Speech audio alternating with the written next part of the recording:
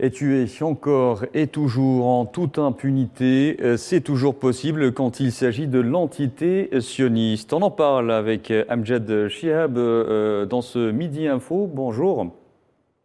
Bonjour. Alors, vous êtes professeur en sciences politiques à l'université d'Al-Quds. Alors, on l'a vu, il y a de nouvelles violences en Palestine, meurtrières. Donc, par quel motif les forces d'occupation justifient-elles cette fois ces nouveaux meurtres?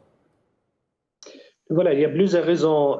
Déjà, c'est un phénomène de résistance qui regroupe beaucoup de jeunes sous le nom de Harin el-Ossoud.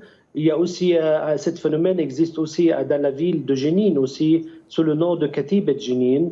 Ce phénomène représente un défi contre l'armée d'occupation israélienne. Cette menace aussi qui va prendre de l'ampleur, surtout qu'il y a beaucoup de jeunes qui cherchent à rejoindre ces groupes de résistance.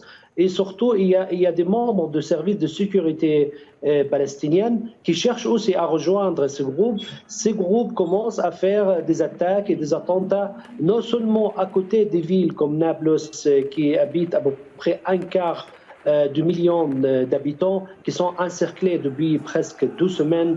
Il y a aussi une sorte de ces villes, Jenin ou Nablus, à l'extérieur pour faire d'attaques contre l'armée israélienne.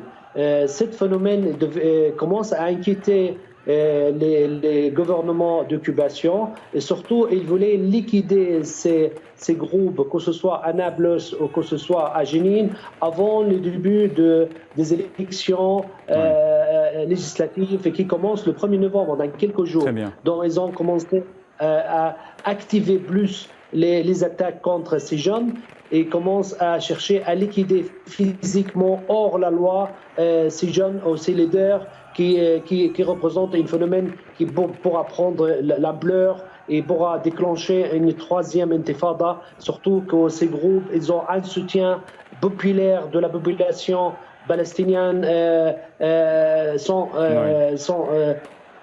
aucune critique. Ils se tiennent et ils sont avec. Et ça inquiète beaucoup non seulement le gouvernement de l'occupation, mais aussi les colons qui dépassent leur nombre aujourd'hui, plus de 800 000 colons en Cisjordanie. Amjad Chihab, merci d'avoir répondu à nos questions. Je rappelle que vous êtes professeur en sciences politiques à l'université d'Al-Quds occupée.